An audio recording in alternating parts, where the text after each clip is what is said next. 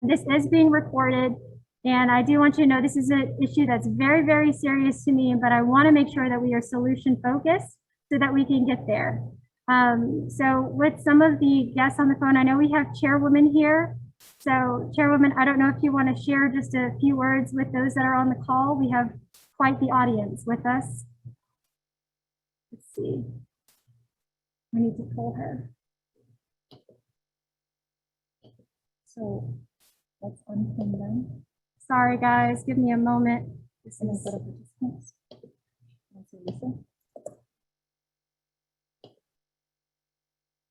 Can we unmute it?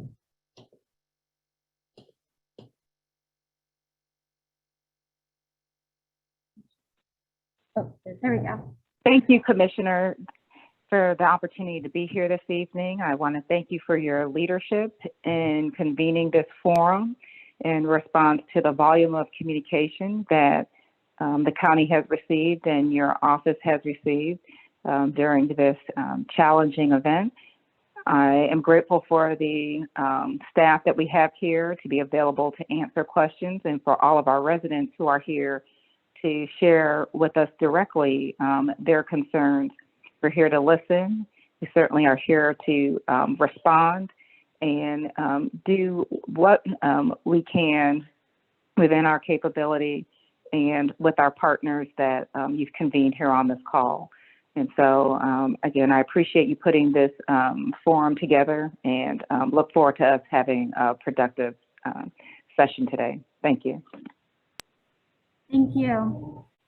All right, so with that, I would like first up, Judy Jones, if you can share, in one moment, let me open you up.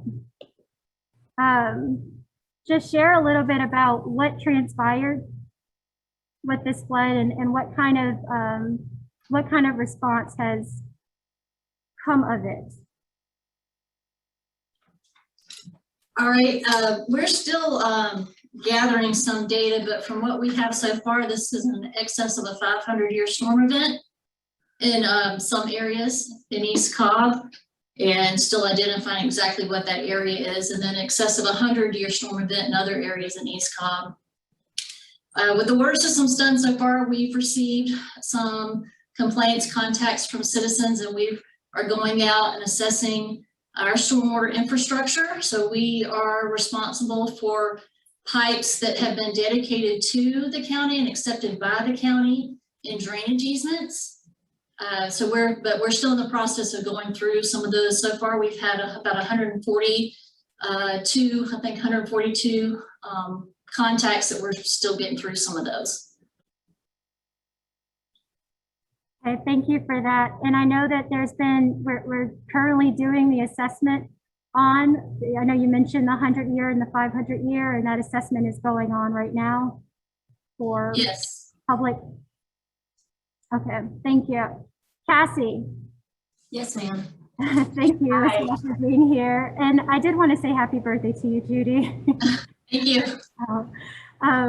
Cassie, can you share with us a little bit about what response you have received and also what correspondence has come in from the state and federal levels? Yes, so we did find out this afternoon that we are receiving an SBA declaration. So what that will do is give us the opportunity to provide loans to those properties and residents that have damage. It's not a FEMA declaration to where the money will come freely, but it is a low interest loan that will be available. We have the hours of operation that will be set up at the Sewell Mill Library in East Cobb. That's relatively close to where most of the people have been impacted. So they'll be able to go there and meet with those loan officers or SBA members directly. We received about 250 residents that had been impacted, and over 200, I think 205 were assessed by FEMA on September 24th. And even after that, we continue to get about 60 more of those, more residents coming in saying that they had been impacted by the storm. So we've done the best we can to reach out to FEMA and GEMA, and luckily the governor reached out to the White House, and we were able to get at least the SBA declaration today. And the information on that's on the website. Yes, and the information on that is on our website. Okay, awesome. Thank you. And can you also share some of the other opportunities that we are currently seeking for relief, or that we have looked at for relief? Other opportunities. Yes, like through just any kind of declarations, I know you said this is coming through SBA, but FEMA, you know, the total damages, that they don't necessarily add up. So I was just curious, what different avenues have we sought? So we did look into a federal declaration as well, but we did not meet that threshold in order to get a FEMA declaration. So, but we did meet for the SBA. So that's what we were able to get. Okay. All right, so there are a few questions that have come in on that point directly. So I'm just going to ask some of these, and then I do want to get into some of the different, just kind of open up for Q&A. But can we provide the website link? Absolutely, but does the SBA only apply to damage to the residents? They will be able to look at the at retaining walls and other items within the home or outside of the home as well. And there's up to $40,000 in personal property that can be sought as well. Okay. Are there any open pending decisions? So someone's asking, what does it take to get FEMA involved? Has that door already been shut, or are we still able to report damages? No, so that door is closed at this point. So what happened was in the weeks right after the storm, as all the information kept piling in, we started recording it. And I took that information to the state, and the state pushed for FEMA to come out. That's what happened on the 24th. So it does take, there wasn't a statewide declaration of emergency. So that was something that we had to seek on our own. And that's where we're at now, is the fact that FEMA did come out, they looked at everything, and we were able to get the SBA declaration. Someone's also asking, does it apply to a clubhouse at a condo property, like at Covered Bridge condos? I'm not sure. I believe that the HOA would be able to look into an SBA loan as well as businesses as well. So that should be something that's available to them. Okay. And I do have a couple that are saying their residences weren't on the list, or they had not received any kind of correspondence from the county to come and analyze their property. So Judy, would you like to just kind of address that and maybe some follow-up? Well, if it's property damage, that would go to EMA. Okay. Well, you were just looking at if somebody has a drainage complaint off the right of way. A drainage complaint in the right of way would go to DOT. A drainage complaint out of the right of way would go to the water system. And then if somebody has damage to their house and property that they want to get an assessed for that would go to EMA. Got it. And so at this point, regardless if we did an assessment of your home or not, if you received any type of damage from this event, you're eligible to seek that relief from SBA. It doesn't matter if you were recorded or not recorded, you have that opportunity to apply for that aid. Okay. Hill, you can just post your question right in here. I'm just going through them and asking them as they come. Let's see. Thank you, Ross. Yeah, so the question keeps coming up of, can you make it clear on FEMA what it takes for them to assist? What are they looking for when it comes to damages? So for the individual assessments, which is what this is, it's not a dollar amount, it's the total number of homes that we were looking at. And at the time that they came, we had 205. That's what was used to come up with that assessment. Okay, and hold on one moment, because I think there are some people that want to be let in. No one's in the waiting room. For the person that posted that they couldn't be let in. Okay, another question. What about the fact that there is a lack of stormwater systems, especially in my case where the property backs up to a road without a stormwater system at all? This water comes through my backyard. It's flooded my neighbor's basement and damaged 2 cross tie walls which have been replaced once and now needs to be replaced again. Is this kind of a common situation that you're seeing? That's to Judy or Cassie. Not that specific question. We have people that have drainage easements on their property, that they have had some property, but you don't design drainage systems to handle a 500-year storm event. Right, and so just to make that comment, that's one of the things I'm looking at when I mentioned there's a gap. So we know that we're seeing increased incidences of floods, fires, you name it, severe thunderstorms. And I think there is a real need, in one moment, guys. Going back.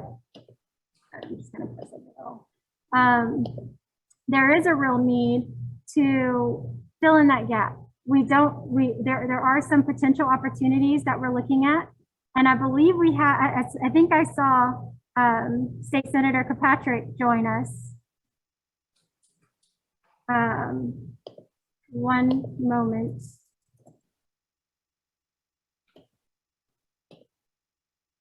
Senator Kirkpatrick? I'm here, but I'm in the car, so it's a little difficult to hear you guys. Okay, so no, you're fine. Can you hear me clearly? Yeah. Okay, so there are certainly a lot of questions around the state's involvement as well, and just wanted to know from your perspective, what were some of the things you were hearing at the state level? Well, at the state level, this all goes through GEMA. And so that is in coordination with the county. And so you probably recall the tornado that happened in Noonan in March. And even that, where there were 1,500 homes impacted, did not meet the threshold for federal assistance. GEMA was turned down by FEMA for that. So because ours is a localized area, I suspect that's why that the county did not meet the threshold. But that's the agency that coordinates with the counties and cities that are impacted. And I think our county EMA has an open line of communication with them. Thank you. I appreciate you sharing that. And for everyone on the call, all of our state delegation has been very engaged in the progress of this. I do think, like I said, there are some opportunities for us to come with a resolution, but this issue is not unique to Cobb County. Unfortunately, as I opened with, homeowners are kind of left holding the bag when these situations happen. So we're looking for opportunities to try to make sure that that's not the case moving forward. To the point of moving forward, thank you, Senator Kirkpatrick. Going back to Judy and Cassie, some of the concerns that residents have are really around what happens if there's another flash flood. Yeah, our systems aren't designed for a 100-year, 500-year flood per se, and it's very difficult to make those kinds of adjustments. And even if we had the funding today, there would still be a lag time for getting it set up. So given that that's a potential solution for us to move into, what are some of the opportunities that homeowners may have in the short term to try to protect themselves for a potential flood? What are some things that can be done in the meantime? And then I'll get to kind of what our future might look like.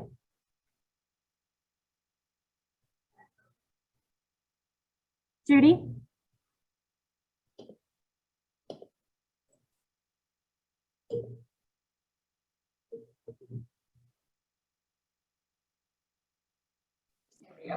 There we go.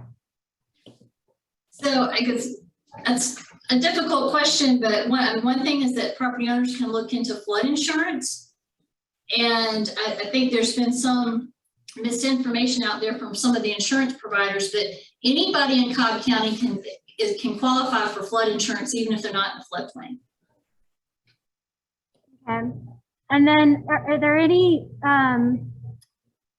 courses of action that can be taken if an insurance company claims that it's not covered? Because I know that did come up. Yes, so they can, FEMA has information on the flood insurance. And there's a website that they can go to that we'll add to the information on our website, that floodsmart.gov, where FEMA has a list of insurance companies that provide flood insurance. Okay. And we're saying that if an insurance company says, sorry, we're not covering it, even though it really should be, what should residents do? Should they contact their insurance provider? What do we know an answer for them? They should go to floodsmart.gov Okay. and use that website to find an insurance company that does provide flood insurance. So it might not be who's their current homeowner insurance company, but they may be able to find another company that can provide it. Got it. Okay, thank you for that. Because yes, we have a lot of cases right now where most the homeowners that do have insurance, those insurance providers are claiming that it's not covered. And so, you know, certainly I would encourage, let's visit that FloodSmart site, but please let me know if your insurance company is listed on that site and there's an issue, then we may need to call in some higher authorities to see why there's a gap.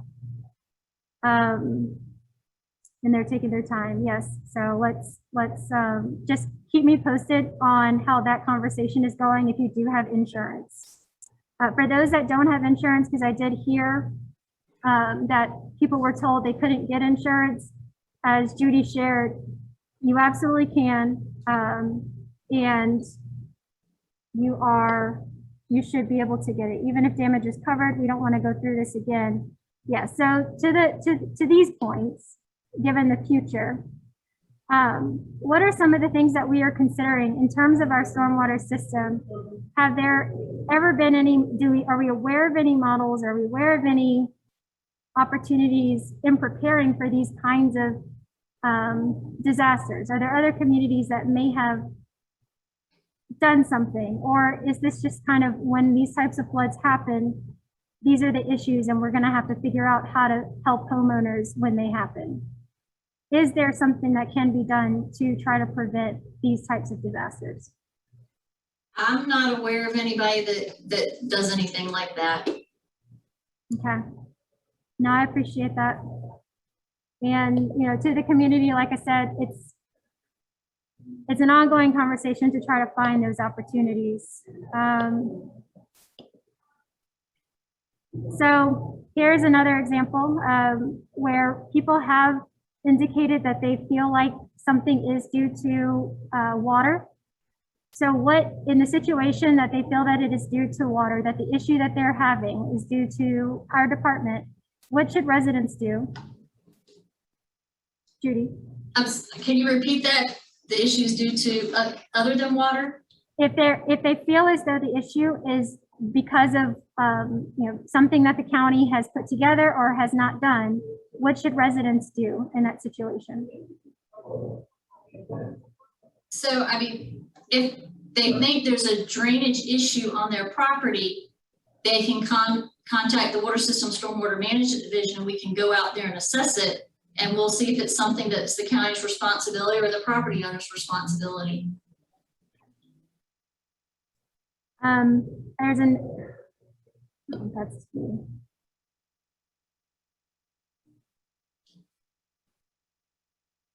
I live off Kirkpatrick during heavy rains. So, of course, there's been a lot of concern about development and its contribution to stormwater runoff. And to address that point, just wanted to know, what have we seen any kind of impact tied to development over time? Or is that something that we are still looking into to see what the impact is? Because I know there have just been a lot of conversations about it. So Judy, hoping you can share a little bit. Well, anytime there's a new development, they're required to provide stormwater detention on their property. Again, to a certain level. So it's usually to 100-year storm level, because that's the standard. So when you get a storm this big, there is going to be more runoff from development, because everything's designed to a 100-year storm now instead of a 500-year storm. Thank you. And so there's a question about inspecting detention ponds. And whether or not that's something that falls under the county's purview. So yes, the water system will go out and inspect detention ponds. It's something that we're really more reactive right now because of our level of staffing. But if somebody thinks that there's an issue with the detention pond that they would like inspected, we certainly can go out and take a look at it. Thank you. Going through, we've got a lot of questions, and do know, everyone, I am saving everything in the chat room as well.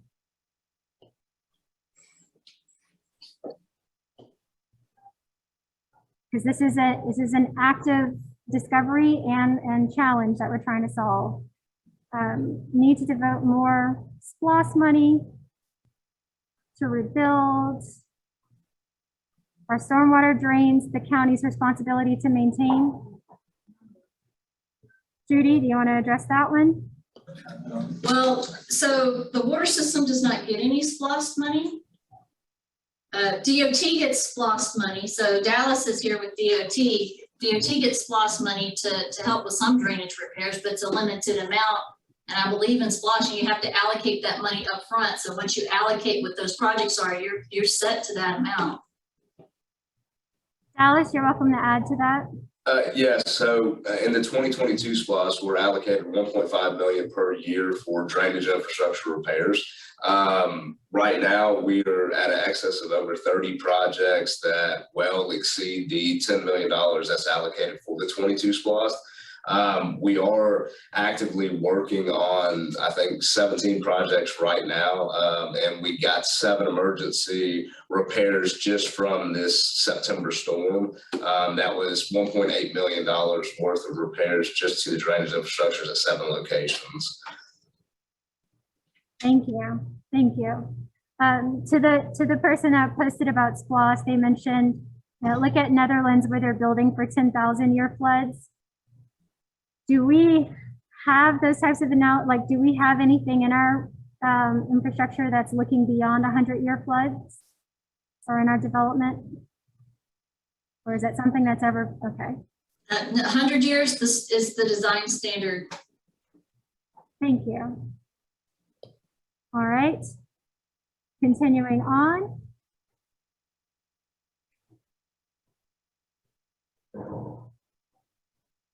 Okay, so one of the use cases that came on, it ties to this one, changing records, where there's records that the county has and there's records that homeowners are able to obtain through whatever means. If there's a discrepancy, what should be done there? Should that just be followed up with the department? Yes. Okay. Because yeah, someone, and then of course there are situations like this one. We had an inspector out, and of course he told us that our drainage easement was never recorded when it was built back in the 70s, and therefore it's the homeowner's responsibility. So this would be one of those situations, like if we don't have it, we don't have it, right? Right. So there, prior to, I'm not sure of the date, but sometime I believe in the 70s, developers weren't required to record drainage easements on the plats. So there have been a very few cases where we have gone into a subdivision that didn't have recorded drainage easements, but there were pipes off the right of way that were just like one section off the right of way. So it was clear that that pipe was installed from the catch basin to divert to the creek. So it's clear that would have had to been put in with the right of way, that we have gone back to the board to ask the board for us, the county, to accept those. So there are a few cases where we have accepted some pipes just off the right of way as our responsibility, even though there's no recorded drainage easement. We would have to get an easement from that property owner. Understood. Understood. On that note, just so that everybody's aware as well, I know you mentioned the change in the development standards and what we're requiring for developers. but can you just kind of share the history of stormwater a little bit and how it's been considered? So not really, you know, my stormwater division manager who has all that history, he's not here. I'm really not qualified to get into the details of the history of stormwater management. Okay, thank you. Well, hopefully one day we can tell that story soon. Going through some more questions. Let's see.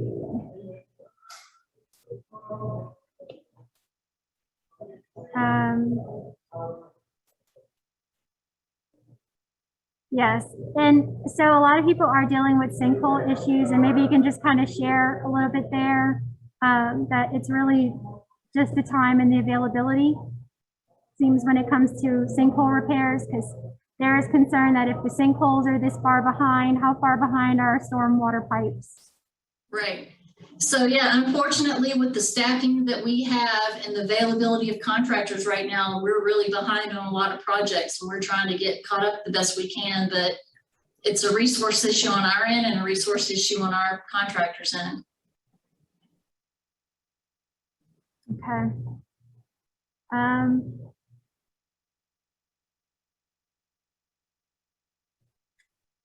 So this question seems to be a little bit more specific. I'm trying to figure out how to bring it out a little bit, but has a Cobb engineer done a hydraulic study on our neighborhood Sibley Forest entrance? So yes, we are actively working with stormwater management on a study for Sibley Forest. We had multiple failures in the last 6 months in that neighborhood, Birds Mill, Lands Mill, and we're actively looking one in Denard's Mill.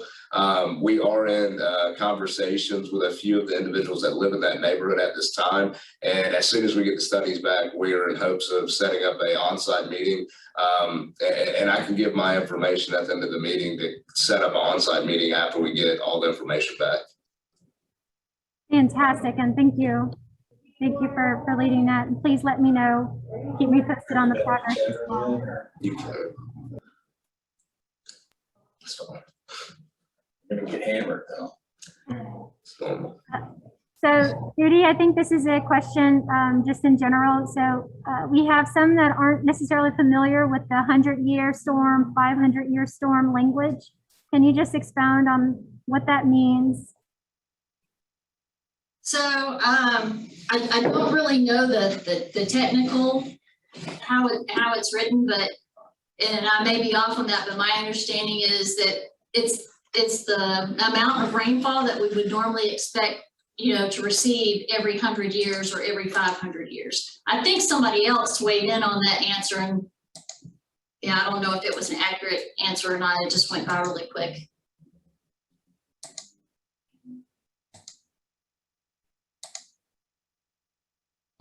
Another question. So we discussed the detention ponds. What about the drains? Are those proactively looked at? No, we don't have the staffing or the resources to proactively go out and inspect our stormwater drains. We go out and inspect them if somebody reports an issue. Thank you. Let's see.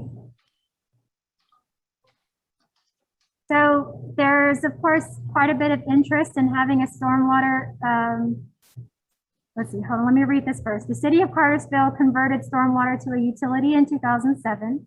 Cobb should consider the same for the price of a Starbucks per month. In some SPLOST projects, the system is fully inspected, maintained, and repaired in a proactive way. So maybe you can share a little bit about stormwater utility. I know that's something that certainly has interest within the community, and just kind of share what that could mean for stormwater. So we do have a stormwater utility through the water system. We charge a certain rate structure for water and sewer for people who live in unincorporated Cobb, and a lesser rate structure for people who live in cities that are our direct customers. So that difference covers our stormwater costs. So we spend, you know, our budget right now is about $6 million a year for stormwater. And then DOT handles the part of stormwater that's in the right of way. I know there are a lot of counties that have stormwater utilities that the part that's paid out of the that's funded from the utility also covers the right of way stormwater infrastructure as well. Thank you. So here's another question. Someone posted, while inspectors inspected the pond, the detention pond, there were no maintenance repairs that occurred as a result. So what should residents do in this case, and what's expected once someone does inspect a detention pond and there are issues? What should they expect from the county? Well, there's a couple. Well, so if it's a pond that the county that has been turned over to the county, if there's any structural issues, it will be our responsibility to repair them, and we would repair them. And if we went out there and we found no structural issues, then we wouldn't do anything. If it's a private pond, a pond that the county hasn't been turned over to the county for maintenance, and the county finds structural issues that need to be addressed, or even like the pond isn't mowed, so it doesn't have the the holding capacity it should, then we would contact the pond owner and tell them that they need to address it. Thank you. Cassie, this one I think is for you. We haven't heard your voice in a minute. Doesn't the county have relief funds to assist residents? Unfortunately, we don't. I wish that we did, but we don't. Correct. I know that's something, I think it's going to become more and more important as we continue into the future.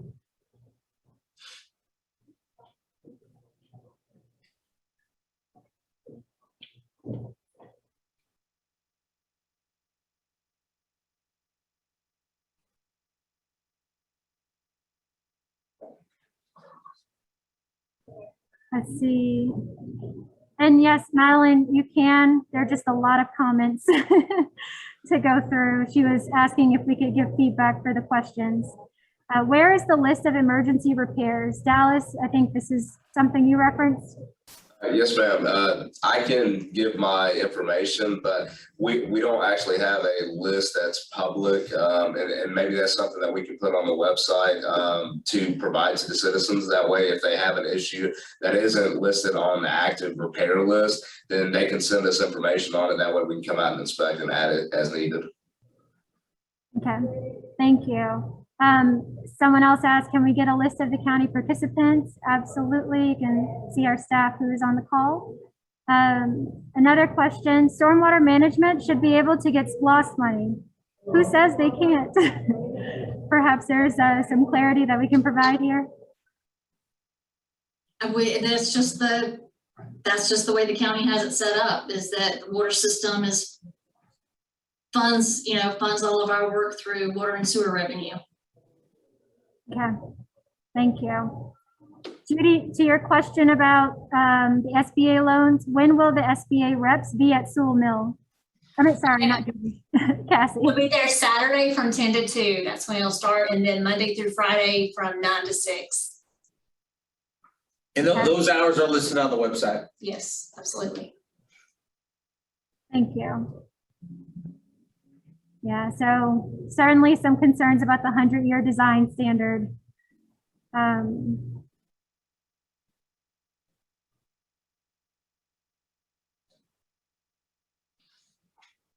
then there's, and Cassie, maybe you can touch on this. So as a result of the flood, of course, there was a big need for cleanup. There were dead fish, there were toxins.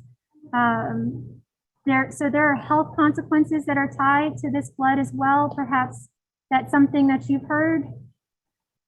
I haven't actually heard about any health issues. That's the first I've heard about that.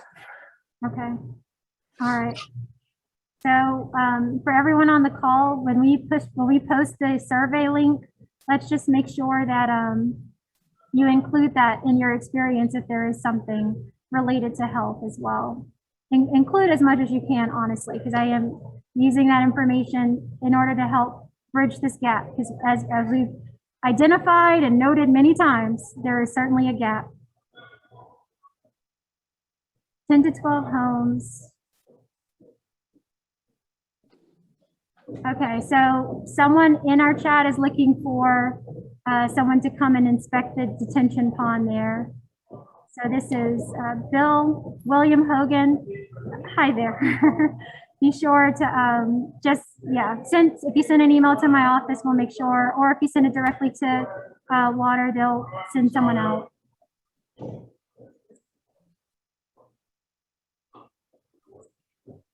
A flood ordinance in the early mid 80s.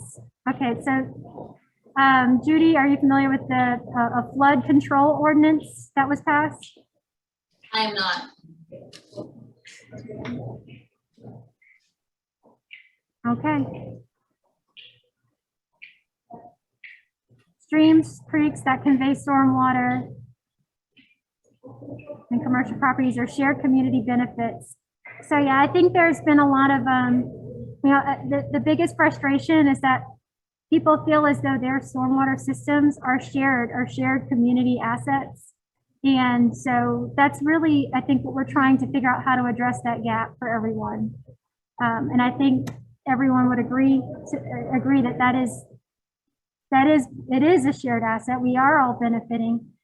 It's just what are the opportunities and avenues that we have? That's where the challenge lies.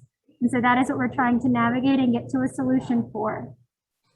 Let's see. Flood Smart does not have insurance that covers contents, only structure. So that's something that got posted about insurance. And I think David had more information on that. So maybe we can try to put together a cheat sheet of what are your rights when it comes to insurance that we can give out to you all as well. All right. Sorry, guys. See, new to the area, new homeowner. How do we know? Okay, here's another question, Judy. How do we know what is covered by the county? How do we know what's not covered by the county? How do we know what's our responsibility? Is there a website that we can go to? So the best thing is to go to the Superior Court's website that has plats for the subdivision, recorded plats, and look at that plat and see if the pipe that's on your property is on that recorded plat. If it's on the recorded plat, then it would the county's accepted responsibility. Thank you. We've also got, what about Somerset up the road? Add it to the list. I think that's regarding that hydraulic study. Dallas, are you familiar with Somerset? Yes, we have an active project at Somerset Trace. It is on the list. It's under design right now. We've done our survey and preliminary design has already been completed, and we're actively working on contracting that one out. So we are tracking that one. That's great news.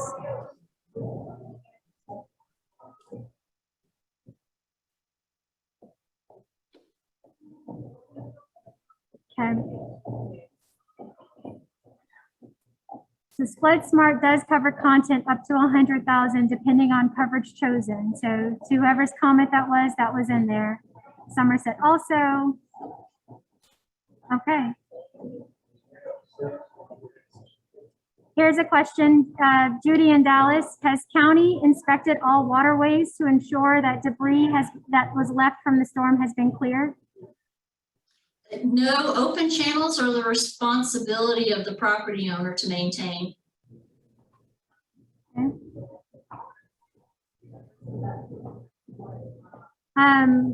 So someone's posing this rumor, and let's just see. Rumors are circulating that neighbors upstream of us with lakes have released their dams during heavy rains. Lock Highland is one. Is that something that you've heard? That's not something that I've heard or seen. I would say that's probably just rumor. Yes, okay. And yes, another mention of the rotting fish that are left behind. And so some of the issues with that. Okay. I think we've covered most of the questions so far. Stormwater utility does not fund any damage. So here's another thing. If there were a storm, it's saying the stormwater utility does not fund any damage caused to private property serving a public service. Because I know you addressed utility earlier, Judy, and that would be, that's consistent, correct? Correct. I'm not aware of anyone that provides that. Okay.